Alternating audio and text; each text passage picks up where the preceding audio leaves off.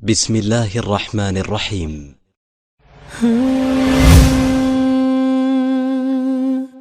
السلام عليكم. الحمد لله رب العالمين والصلاة والسلام على خاتم الأنبياء والمرسلين وعلى آله وأصحابه أجمعين ومن تبعهم بإحسان إلى يوم الدين. فيا عجبا كيف يعصي الإله كيف يجهد الجاهد في كل شيء له آية تدل على أنه واحد. علماء کرام در رد الالحاد درسونه روان دي. مغربي فکر فلسفه بیانېږي.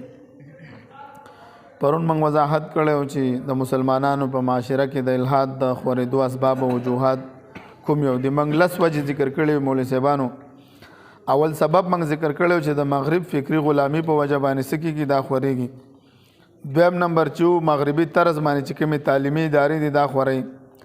دریم نمبر دا چې د اسلام نه لرې کېدل د الحاد سبب ګرځيږي. څلورم دا چې د اسلامي تعلیماتو خلاف په میډیا باندې پروپاګاندا ده. پنځم نمبر د علماء کرامو نه لرې کېدل. شپږم نمبر د ساينس فلسفه ده. مذهبي طبقې د پکار دي چې څوګو د ساينس سره موږ سره مناسبت پیدا کړو، لکه غټې غټې خبرې بیگ بینګ نظریه د ارتقا او دغه شان د قوانین د فطرت سناسب موږ د دینه. او الحمدلله ما چې دا کم کتاب لیکلی دی فلاسفه قدیم اور جدید کې اقوال میں تصور خدا ما پکې ټول هم دغه د فلسفو هم د دوی د قوانین راغستي او کله چې په دې قوانینو کې دوی ونه خلی لکه سټیفن هاکینګ وی اے پھیلتے ہوئے کائنات خالق کو خارج از امکان قرار نہیں دیتے. دا نشي کېدی چې دا دونه خوریدون کی دنیا ورځ په ورځ دنیا سکیږي پراخه کیږي. والسماء بنيناها بأيد وإنا لموسعون. هغه وخت اسلام وضاحت کړو چې دا خوريږي د یو څه پورې دا نظریه و چې دا شي دی دا خو دغه جامد دی بس هغه دانور دی او دا غیر چا پیرتی دا نه سیاري ګرځي. لیکن اوس دوی قتل ایډن هیبل چې کله د دوربین په ذریعه وکتل چې کائنات سکیږي مرکز نشته. یو وخت نظریه و چې مرکز مکه د کنور غټ فیثاغورس نظریه د څه شي و چې مرکز دی څه شي دی دا خو راته وی کنه کالم درس ویلو د فیثاغورس نظریه و هغه ویل چې دغه مرکز دی انور مرکز دی. د بطلیموس نظریه و چې مکه مرکز دی. مولوی صاحبانو عیسایانو د بطلیموس نظریه خو کړو چې مرکز نو هغه څه ویلي چې دا هغه به د څه دلیل پیش کو چې دا ولی هغه ویل چې دا د عیسی علی السلام مکه تراغله دی اندازه کا مرکز دی. اسلام هغه وضاحت کړو چې مرکز نشته. دغه شانته کې مولوی صاحبانو د ساينس د فلسفې نه بسنه څه خبري چې ته خبرې کنه او کله ته بیا دې پروفیسورانو ته دې تعلیم یافته خلکو ته دا خبرې کې هغه وایي چې ته پړه لیکې کنه موږ ته قال الله قال رسول موږ مې ټول عمر په مدرسو کې نو دوی په نظم باندې موږ سيو پړه لیکنه موږ نه خوانده حسابي او موږ لسنه څه پکار دي مولوی صاحبانو چې د الحاد توړ کو نو موږ د ساينس نه ووم سبب چې میډیا دا خوروي تم سبب د مسلمانانو د معاشرې نه بیزاره کېدل دي. دغه شانته کې نه هم سبب د تصوف او دعوت او تبلیغ سره تعلق کمیدل او لسم سبب هغه فقر او غریبی ده. نن برازو مولوی صاحبانو موږ به وایو چې د الحاد رد بسنګ کوي. مخکې موږ مکمل وضاحت کړی مولوی صاحبانو موږ د الحاد لپاره مفید چې کوم وو اصول موږ چې سوال امتحان کې سوال هم راوستو هغه زموږ لپاره بنیاد دی. خو موږ درته نن نورم لږ څه په آسان انداز سره دا کوو. څه کوو د الحاد د رد الالحاد اصول او ضوابط کوم یو دي. په کوم اصول او ضوابط سره د نورسته به آداب بیانېږي. اول به دا ضوابط درته بیانېږي چې په دې ضابطو سره بس کوي د ملحدین سره به لکه څه کوي مکالمه به کوي دا اعتراضات او جوابات به کوي مناظره به سره کوي او وروسته آداب ذکر کیږي. نو دا لس منګه دغه ذکر کړي اصول او ضوابط ذکر کړي. مولوی صاحب عبارت شروع کړي چې دا لس خنن ذکر کوه د ملحدینو سره د بحث او مباحثې کولو طریقه بیانول مقصد دی. یعنی د دې مطلب دی چې کله موږ د ملحدینو سره بحث مباحثه کوو یا د ملحدینو د اعتراضات او جوابات ورکوو یا د ملحدینو د دلایل رد کوو څه اصول داسې دي چې د هغې پیژندل ضروری دي. عموما که هغه اصول نظر انداز کړي چې نو د ملحدینو د اعتراض جواب به هم مشکل شي او هغه اعتراض به بیا صحیح ښکاره کېږي. ځکه په هغې کې به د څه اصولو کموالی وي چې په هغې سره هر سړی نه پوهېږي. موږ کوشش کوو چې څه اهم اصول تاسو یا مولوی صاحبانو موږ چې خپلو کې په فروعي مسلو کې کله موږ بحث کوو نو موږ د اصول مطابق چلیږو که نه چلیږو. لکه موږ چې خپله دعوه هم راولو چې موږ ویو چې رفع الیدین دا څه شی دی ثابت نه دی که سنت نه دی. موږ ویو ثابت خو دي خو سنت نه دي که نه. او چې ته ورته وایې چې ثابت نه دي څنګه نه دي ثابت؟ په سونه احادیث پې موجود دي چې رفع الیدین شته دی خو سنت نه دي. سنتیت دی دوی ثابت کې موږ به ورسره ومنو. لکه راشي د قرات خلف الامام خبره اوس ته نه پوهېږي په اصولو باندې ته وایې چې فاتحه نشته دی ته د زمونږ نظریه د فاتحې ده که د قرات ده د قرات خلف الامام ده که نه داسې هر یو مسله راواله تخپلو کې مولوي صاحبانو دقه شان ده کې د ملحدینو سره هم اصول دي په هغه اصولو مطابق به چلېږي دی به تا ته وایي لکه دا دغه به تا ته وایي ریچارډ ډاکن او دا چې انتوني فلون او دا چې څونه غټ غټ دهریان دي دا سټیفن هاګینګ او دا چې څونه غټ دی به ما ته خدای وښیوه بس د خواصو دغه مطالبه ده نه که چې زه وینم یا د عقل په تجربه کې راولم نو مذهب خو غیر مولوي صاحبانو غیر مادي څیز دی زه څنګه د عقل په تجربه کې راولم او په سترګو یې لوښیم په سترګو چې دې ولیدو امتحان به پاتې شي ډېر نور ذرایع هم دي چې دین در سره مني ته به هغه اصولو ته ملحدین راولي څه به کې هغه راځه بابا را سره کښېنه یو سړی چې پلار ته پلار وایي ما شهزاد دهري سره مناظره وه ما ورته ویل ته څنګه پردي سړي ته پلار وایي چې دا ستا پلار دی تا لیدلی چې دا ستا مور سره صحبت کړی ته پیدا شوی معاشره وایي که نه چې دا ستا پلار دی ما ورته ویل د پلار په وجود په عقلي او نقلي دواړه دلایل موجود وي هله به دا پلار ګرځېږي چې تا سره موږ سره په هره مسله د شریعت په هره مسله به تا سره عقلي او نقلي دواړه دلیل موجود وي د الله وجود که عقلا راوالي چې د کائنات کې د هر څه وجود چې یو پکې وجود ممکن دی د یو لیپټاپ وجود ممکن دی نو د خدای وجود څنګه ممکن نه دی موږ سره د الله په وجود د جنت په وجود د جهنم دا چې څونه زموږ عقیدې په دې عقلي او نقلي دلایل موجود دي مولوي صاحبانو پوهېږئ که نه پوهېږئ د پلار په وجود باندې ما ورته ویل تا عقلي دلیل هم شته او نقلي تاسو ته مې ویلی مو چاته یاد دی ویوه دوه دلایل دي یو عقلي دی یو نقلي دی چا بسې دم ویلي چا بسې ټول ته یاد دی ماشاءالله ابل کلنو ته ما ویلې ویل که 10 روپۍ انعام در کوم چا هم نه وګټلی تاسو ته پته وګوره دغه وایي نقلي دلیل پسې شه دی معاشره وایي نقل دی مور وایي خاندان وایي دا په کور کې پیدا شوي دا او عقلي دلیل د پلار عمر زیات دی اوس دواړه همزولي دا یو پلار او زوی د سره کېدی نه شي کولو که دوی موږ ته وایي موږ یې ورسره نه منو نو مولوي صاحبانو د هر یو مسلې بس د هر یو شیز دپاره د ثابتولو لپاره به هغه اصول وي به هر یو څه چې ثابتېږي په هغه اصولو سره به یې ثابتې نو ستا به څه وي و ته چې بغیر د دې اصول او دهریانو سره کښېنې بس هغه اعتراض کوي او ته جواب ورکوه اعتراض کوي بس نه لکه ته به هم په اعتراض کوې تا ته به بیګ بینګ نظریه معلومه وي دغه چانده کې بیګ بینګ باندې موږ څونه اعتراضات کړي وو چې کله بیګ بینګ وشو او د اول سیکنډ په 22مه حصه کې د کائنات د خورېدو رفتار دا د چا نه زیات و د رڼا د رفتار نه تیز دلته خو تعارض راغی ساینس وایي چې د رڼا د رفتار نه بل تیز څه نشته دی دلته خو دا خورېدل د رڼا د رفتار نه تیز په دې کوره کې 300 یو کوره کې یو ځي کې د ژوند تېرولو لپاره 322 پیمانې د ساینس فارمولې پکار وي صرف په دې کوره کې 100 په نورو کې نشته دا ولې دا بیګ بینګ خود به خوده څنګه وکړی شو تاله به دا معلوم وي نو چې کله دا معلوم وي دهري تا سره دوه خبرې هم نشي کولی صرف کنځلې به کوي څه به تختین نه مولوي صاحبانو نو اول اصل څه شی دی ذریعه د علم به معلوموئ ذریعه د علم د اهم اصل دی مولوي صاحبانو چې علم په څه سره راځي ته پوهېږي په څه سره پوهېږي صرف په حواس سره تجربې سره او که نه خبر صادق مني که نه مني دی خبر صادق نه مني مولوي صاحبه اول اصل بدی کې حواس خمسه او عقلي استدلالات او خبر صادق شامل دي کوم چیزونه موږ ثابتول غواړو یا پیژندل غواړو د هغې دپاره کوم ذرایع دي چې په هغې ذریعه موږ دا چیزونه وپېژنو نو 3 ذرایع دي څومره چې انسان دی عموما څومره انسانان چې دي مولوي صاحبانو په دې 3 ذرایعو سره کار کوي یو تا ته ګوره په خواصو سره کېږي هلکه اوبه دې راوړلې تا یخې اوبه غوښتلې تا دې راوړې دا خو ګرمې دي هلکه واپس یاره یخې راوړه ما خو ګرمې نه وې غوښتې په سترګو سره لیدل کوو مولوي صاحبانو ورځ ده عقلي استدلالات دي موږ چې دغه وګورو لوګي وګورو موږ عقل څه وایي اور لګېدلی دی نو اور موږ لیدلی په خپلو سترګو خو زموږ عقل ماته وایي ته چې داسې په لار روان یې ته خپو پیزار ویني وروره ته د یو موټر د ټیر نشانونه ویني ستا عقل څه وایي تا ته بدله ګاډی تېر شوی دا ګاډی موږ لیدلی هم نه وي د شپې ګاډی راغلی وي غله راغلی وي په کور باندې چا غله راشي سهار چې خلک راشي چې ګوري هلته د خپو چاپونه لکه غل په دې لاره ته کله خو د شپې راغلی موږ هم لیدلی عقل زموږ ته وایي 3 نمبر خبرې صادق دی موږ دلته ناست یې هلکه یو کس راشي پتنګ چوک کې اکسیډنټ شو موږ یې منو که نه منو ما هغه یو ته ویلې هغه یو تعلیمي کالجي ما ته ویلې ما ته دغه سوال پې وکړو ما ورته دې باندې ویل زه خو نه منم چې څوک راته وایي نو ما چې تا ته سړی ټلیفون وکړي چې راشه پلار د اکسیډنټ کړی منې که نه منې خو دې منم نو د پلار دپاره منې او د نور نه منې د بل خبره وایي زه نه منم نو ما څنګه بیا نه منې چې تا د پلار ملګری ټلیفون وکړي چې راشه پلار د هسپتال کې پروت د اکسیډنټ په منډه به روان تا خو نه دی لیدلی چې پلار د اکسیډنټ کړی که نه دغه شانته کې نبی علیه السلام په خپله الله لیدلی دی جنت یې لیدلی جهنم یې لیدلی راغلی دی نبی علیه السلام 40 کاله په دې کې د نبوت نه مخکې 40 کاله ژوند کو څوک دې په یو دروغ ثابت کړي نو یار د دنیا په باره کې به چې نبی علیه السلام باندې ایمان هم نه راوړلو کافرو په ایمان هم نه راوړلو خو لیکن څه صادق قوامین او امانت به سره غوستو نبی علیہ السلام چې هجرت کو پښپا باندې علی رضی الله تعالی عنہ ته سو فرمایل چې دا امانتونه دي کافرو ته اوس پاره بیا را پسې راځه نو خو دونه رښتونه سړی نو چې دونه رښتونه سړی چې ما الله لیدل جنت مې لیدل جهنم مې لیدل په خپل سترګو نو څنګه ته انکار کې داسې کېدای شي هېڅ کله دا نشي کېدای بل زبانو خو دا دهریان چې دي دا زمونږ د علاقو کم نیم دهریان چې دي په دې د دې دلایلو باندې دوی څه کوي سوچ او فکر نه کوي چې سوچ او فکر وکړي دوی به هېڅکله دهریان نه شي چې لکه دا خو رښتیا خبره ده په ډېرو څیزونو کې موږ د بل خبره منو لکه دا د تاریخ په باره کې موږ یو چنګیز خان راغلی څه کړی و 3 کروڑه خلک یې وجلي څو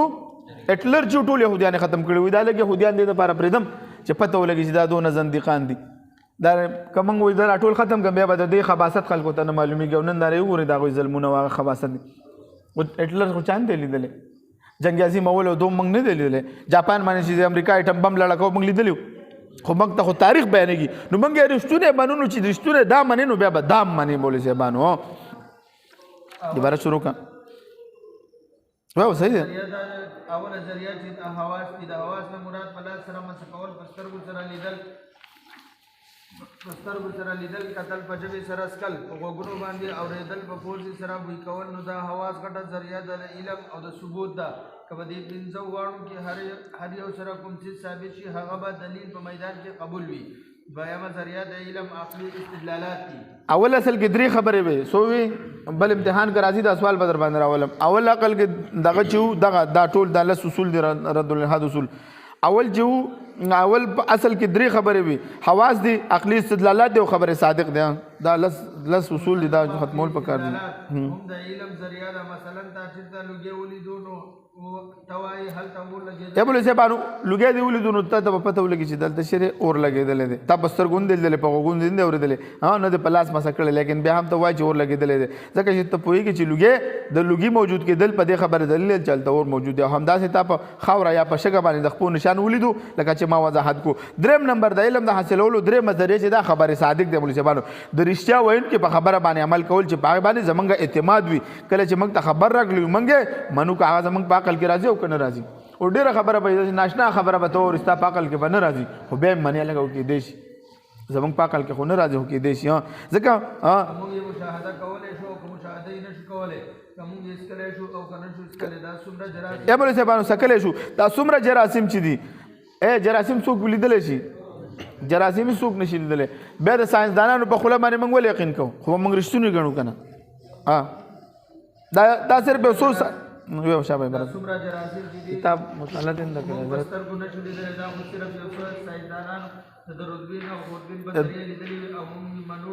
یا مولوي صاحبانو موږ یې منو ډاکټر چې تا ټسټ وکړي چې ورشه ولې کوي ستا کینسر دی دا کینسر چا په خپلو سترګو لیدلی ډاکټر ته پته ولګي که نه لکه د الکتران په باره کې دا چا ایجاد کړي دا جی تامسن ایجاد کړي د 1887 کې غالبان دا اوسه پورې سټیفن هاکینګ وایي ما ته بل زما زوی دی په نهم کې ساینس کې ما ته وایي دا وایي زموږ استاد ویل چې دا لیدلي نه دي نو دا څنګه ما دغه مخصوص کړي په لیبارټرۍ کې ټیسټ کړي دي د سره اوسه پورې ما سټیفن هاکینګ غونډه کې فلسفي وایي چې دا څوک نشي لیدلی ما ستاره استاد ځان نه اوس لګېدی نو لکه ګوره ته چې څه دې د ساینس د دې دغه نه خبرې بیا به تا ته پته تاریک ماده 50% په کائنات کې موجود دی چا نه دلیل نو مې ورکړل څه ورته ډایرکټ میټر ته وي ډارک میټر تاریک ماده 50% نشته وجود یې اسین پرځي نو مې ورکړل دي څوک نشي لیدلی دا الکترون پروټون نیوټرون څوک نشي لیدلی نو مې ول ورکړل مولوي صاحبانو ډیر څه دي منګه نه وینو موږ څه کوو وای ماده کې 3 اجزا دي الکترون پروټون او نیوټرون دغه چې دي دا نیوټرون چې دي مولوي صاحبانو دا منفي چارج کېږي که مثبت چارج کېږي مخکې موږ وضاحت په دې باندې کړو د دې د چارو چا لیدلي یو ساینسدان هم لیدلي نو چې نه دي لیدلي ډېر څیزونه ساینسدانان هم نشي لیدلی خو بیا هم څه کوو موږ په یقین کوو دغه شانته کې مولوي صاحبانو دغه شانته کې د خبر صادق کې د بل په خبره باندې یقین کول وي د مذهب په باره کې هم چې تا ته ووایي چې سړی رښتونه بیا به ته څه کې عمل به پکې نو ډاکټر وایي چې تا ته دا بیماري لګېدلې ده موږ خو لیدلې نه ده او بیا یې هم موږ منو ځکه د ډاکټر په خبره زموږ اعتماد دی په دنیا کې ډېر څیزونه دي چې موږ یې پخپله نشو لیدلی د مسه کولو قدرت نه وي د لیدلو قدرت نه وي د عقلي استدلال سره نشي پېژندلی لیکن د کومې رښتونې سړي په خبره موږ تصدیق کوو او عمل پرې کوو او دا د علم لویه ذریعه خبره صادق دی کله چې ملحدین په اے مولوی صاحبانو کله چې ملحدین په مذهب باندې کله تاسو سره بحث کوي نو د دریم ذریعه نه به نو تاسو په پیله سي ورته یاره ذریعه د علم څه ده څه ده ذریعه د علم څه ده د ما هغه ما چې په پیله زما مناظره ونه ما خو دا ویلو دلته مې درس کړم نو پیله زما چې بحث ما ورته ویل ته بس منی د شهزاد سره ما ریکارډینګ موجود دی سوشل میډیا موږ شیر کړو ما ته بس منی وای جو سچ ہوگا ما ورته ویل ما سره د علم ذریعہ معلومه کا وای جو سچ ہوگا ما سچ سے آپ کا کیا مراد ہے زب یو شیز ته سچ وایم ته به چې سچ دانه دی اول به د سچ معیار معلومو دا تقریبا 15 منټه په دې اصول کې مراټینګ کړو دا به تمنه هغه ګروپ کې ورته هغه چکم هغه نیم دهرین هغه ورته ولته سره هغه ته ولته سره بحث نشي کولای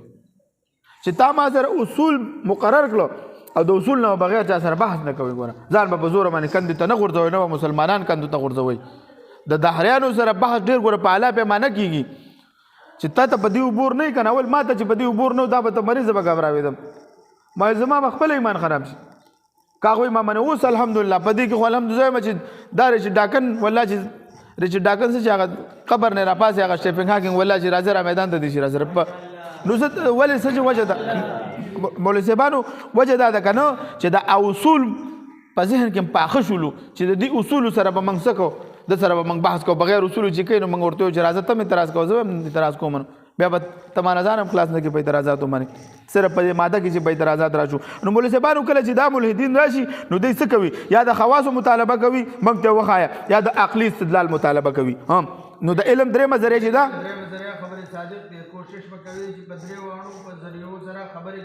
خبره کوي ځکه چې یو رښتونه سړی ته وایي چې ماته ملائک راځي د اسمان نه ماته وحی راځي دا منل لازم دي ځکه د علم د ثبوت لپاره خبره صادق یو لوی زدا دا موږ شرح العقائد کې ویلم دي کنه اسباب العلم ثلاثه الحواس سلیمه والخبر الصادق والعقل بحكم الاستقراء ووجه الضبط مولوی صاحبانو او که دوی وایي چې خبره صادق د علم ذریعہ نه ده نو ته دوی ته وایي دا څومره جراثیم دي دا الکترون دي پروټون دي نیوټرون دي د دې دا دعوه چې کولای شي دا څومره ګیسونه دي په دې کائنات کې نن سبا د بلیک هول دعوه کیږي څه کیږي بلیک هول دا دعوه څه کنه مولوی صاحبانو دا چې دوی وایي دا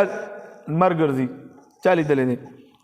یو ساينسدان هم نه لیدلې دغه شانته کې ځمکه دوه قسمه گردش کېدي چالي دلې ده دغه شانته کې دا ځمکه په 23.5 زاویه باندې څخه چالي دلې شي دا څخه مولوی صاحبانو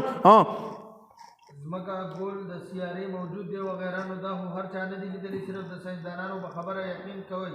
چې دا صحیح دي او ثابت دي دا ټول شیان دوی مني د منلو وجه خبر دی چې هغه ساينسدانان یې ورکوي نو موږ ته خو خبرې صادق راکړي شي یا مولوی صاحبانو تاسو چې عبارت مولوی صاحب عبارت نه کتلې مولوی صاحبانو چې تر ساينسدانانو په خبره دا خبره مني د ساينسدانانو خبر درکو چې د مادي اجزا دي الکترون پروټون نیوټرون د ساينسدانانو په خبره مني چې دا څه کوي ځمکه دوه قسمه گردش کوي ځمکه 23.5 زاویه باندې ښکته ده نور چې دی دا د خپل مرکز نه 2 کروڑو کالو کې ګرځي سو نور چې دی د خپل مرکز د 2 کروڑو کالو کې ګرځي نو دا تا ناب کړی دي دا 2 کروڑه چا ناب کړی دا خو تاسو فارمولې لګولې دي ته په دې باندې چې ته دا خبره منې نو د مذهب خبر چې رښتونه سړی ماته وایي چې ماته وحی راځي د اسمان نه په ما باندې سکی قرآن نازلېږي دا به هم منې مولوی صاحبانو ځکه پیمانه به یوه ساتي مولوی صاحبانو که دا منې بیا به هغه منې نو که دوی اعتراض وکړي چې د خدای جل جلاله ثبوت راکړه نو اول به ورته وایي د ثبوت نه مخکې په دې خبره بحث پکار دی چې کومې ذرایع سره به ته منې مولوی صاحبانو ذریعہ به ثبوت خدا الله وجود عقلا ممکن دی مرته ویل کنه د الله نوم د الله په وجود گوي کوي په دنیا کې داسې یو څه ماته وخوا چې د هغه د نوم موجود دی واده موجود نه د خدای د نوم د الله د نوم د په دې معنی گوي کوي مولوی صاحبانو چې الله موجود دی کوئی تو دل میں تو آتا ہے سمجھ میں نہیں آتا غبروں سے تو دل میں تو آتا ہے سمجھ में नहीं आता बस जान गया मैं तेरे पहचाने ही داسنا سقط کړ دغه ځکوي نو مولوی صاحبانو د ملحدینو سره خو اول اصل تاسو پیژندو چې درې خبرې پکې دي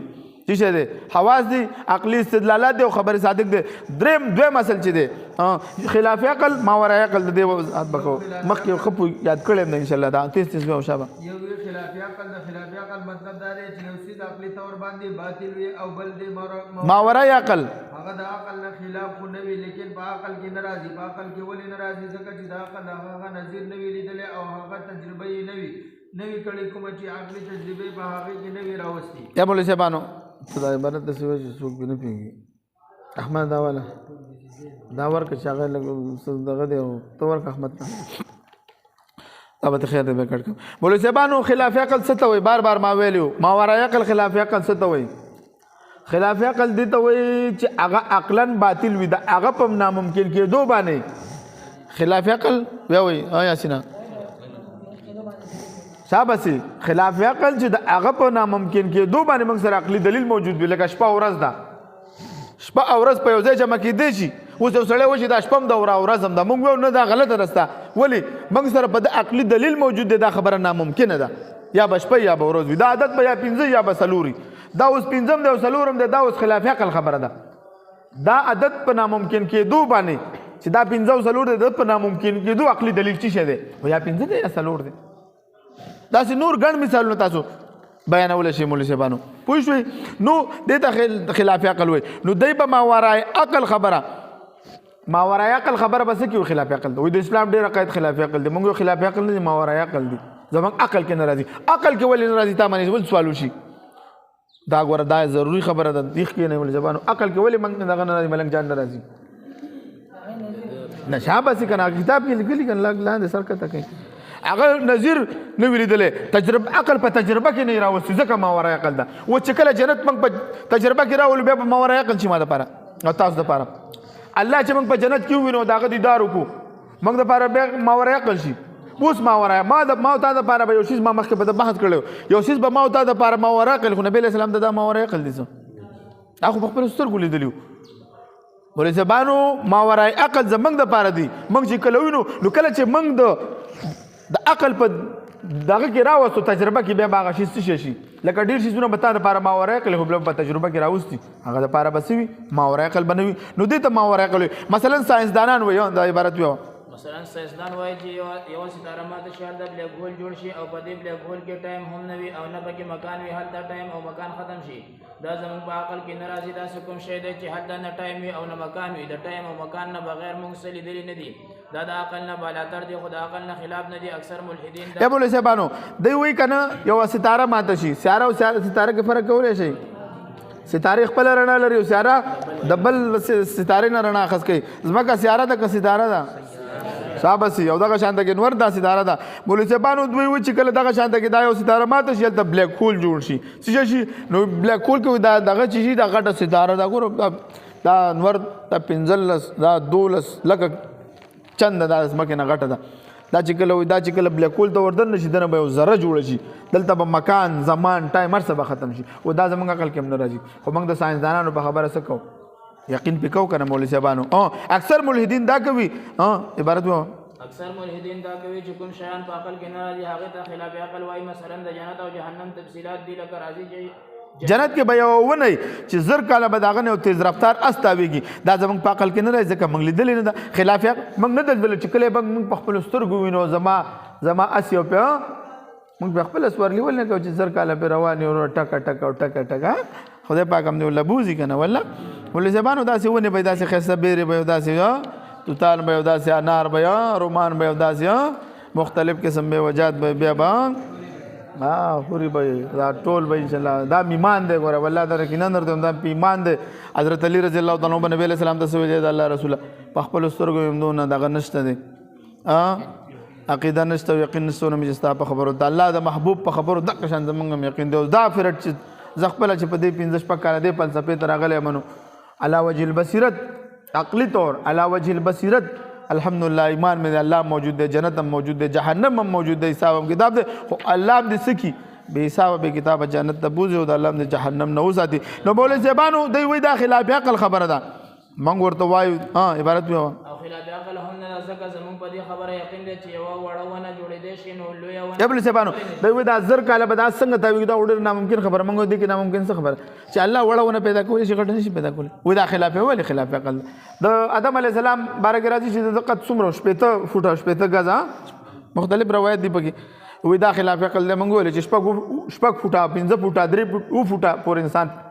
2 فوټه انسان هم شته 2.5 فوټه هم شته 1.5 فوټه هم شته نو چې دا پیدا کولی شي نو الله رب العزت دا نشي پیدا کولی شپېته اویا فوټه ولې نشي پیدا کولی دې کې د خلاف عقل څه لکه آیات مبارک دی سورۃ مریم آیات نمبر 8 آیات مبارک دی اعوذ بالله من الشیطان الرجیم ويقول الانسان اذا ما مت لسوف اخرج حيا اولا يذكر الانسان انا خلقناه من قبل ولم يكن شيئا ابن زبانو ويقول الانسان اذا ما مت لسوف اخرج حيا ایا چې څه رزه شم بیا برا شو الله رب العزت ولې نه ته مخکې څه وي ته خو مخکې سم نه وي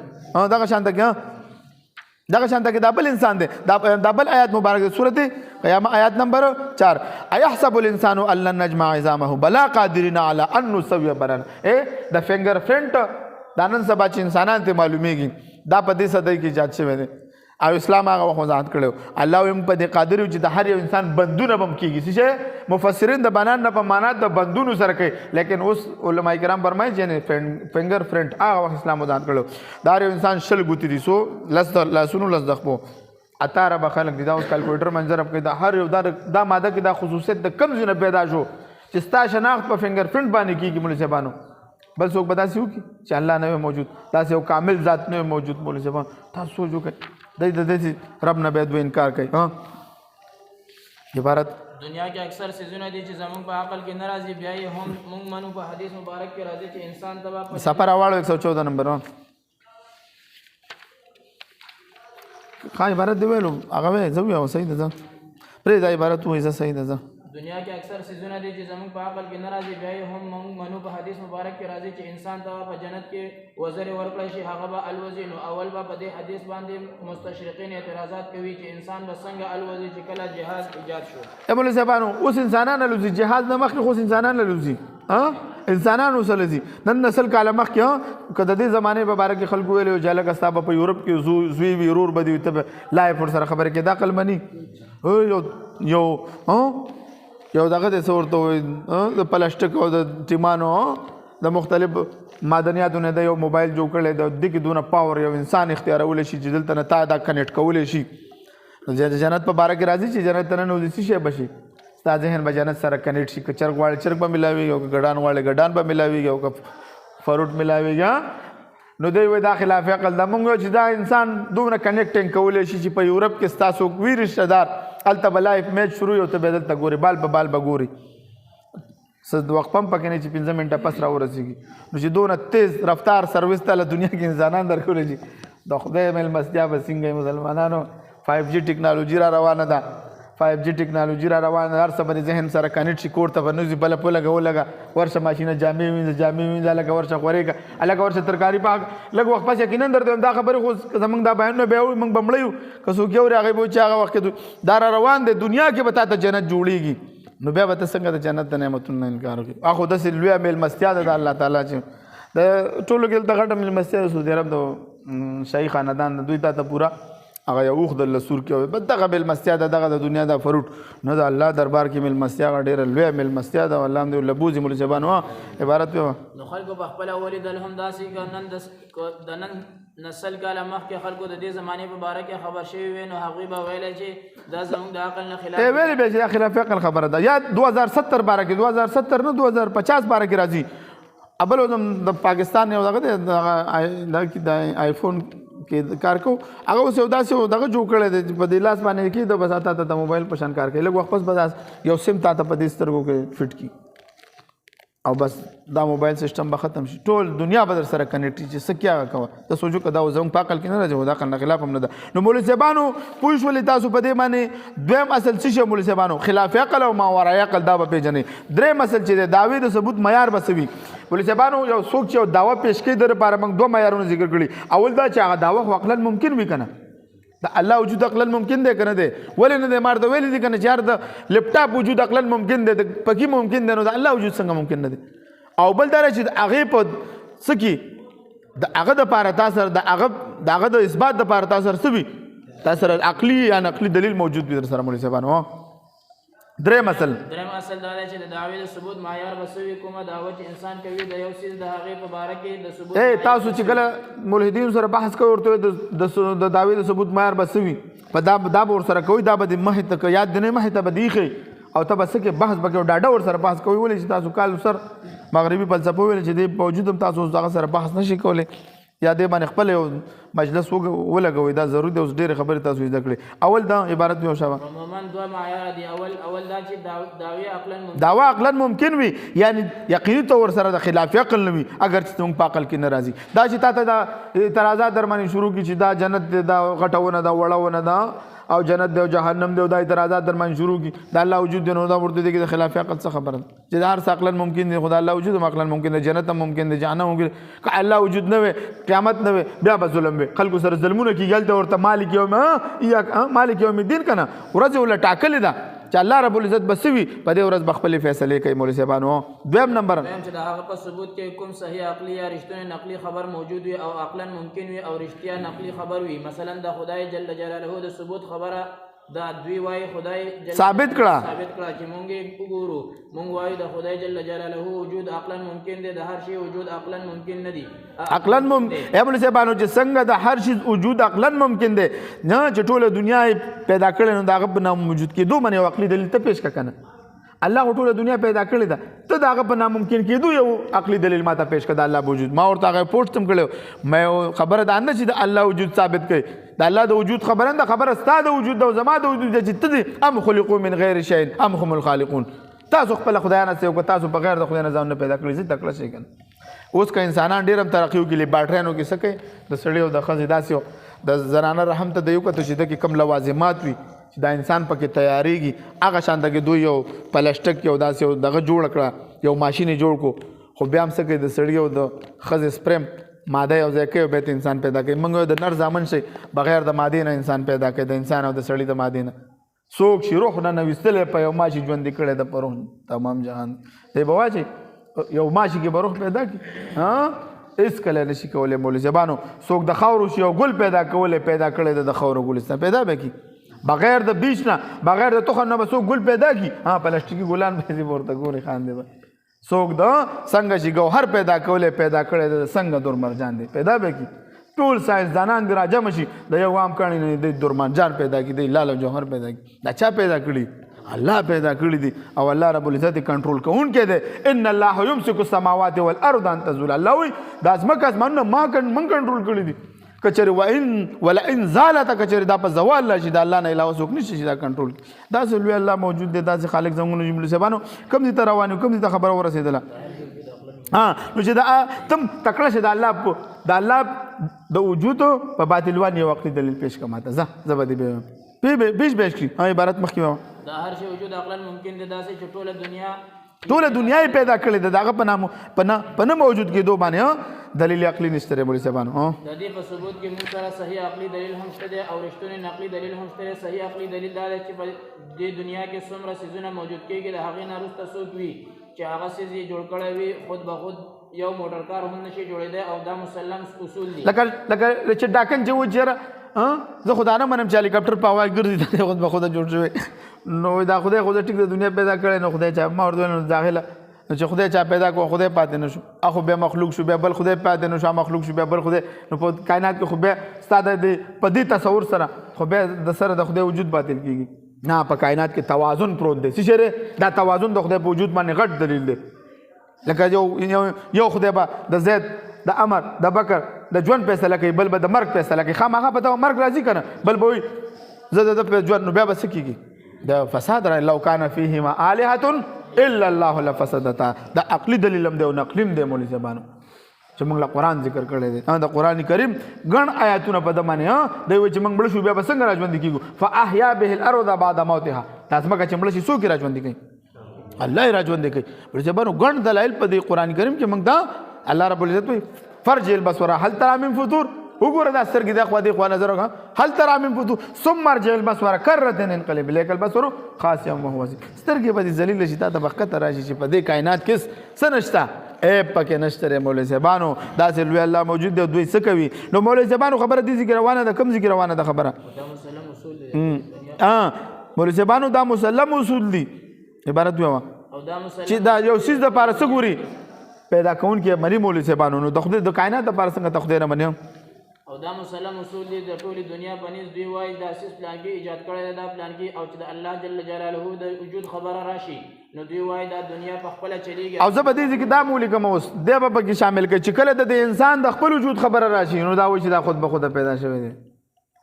کله چې د انسان د وجود خبر راشي پیدا شوی دا خود به خود پیدا شوی دی د لاس مقصد معلوم دی د سترګو معلوم دی د غوږونو د پوزې د ژبې مقصد معلوم دی د ټول ډانچې مقصد نشته و چې بس خپل خواهشات پوره کوه خو د نورسته دا فلسفو اړولې دي دا خود ساخته عیسایت اړولې دي دا د حریان شوی جدي د نورسته پس منظر منګ ویلو چې کله د په دې باندې درې ادوار تیر شوی کنه تاسو ګورو ټول پس منظر معلوم دی د مغربي فلسفه چې دوی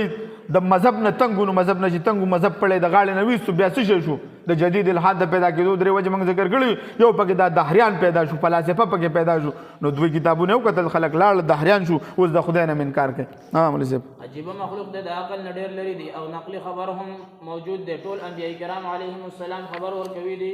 خبر ورکړی دی چې الله تعالی موجود دی او دوی رښتونی دي دلیل څه ته وایي دا ویو کنه الحاد دا څلورم اصول ته خو ورسوي کنه سبق نه ویل کېږي یار دا څه وشل واخر دعوانا الحمدلله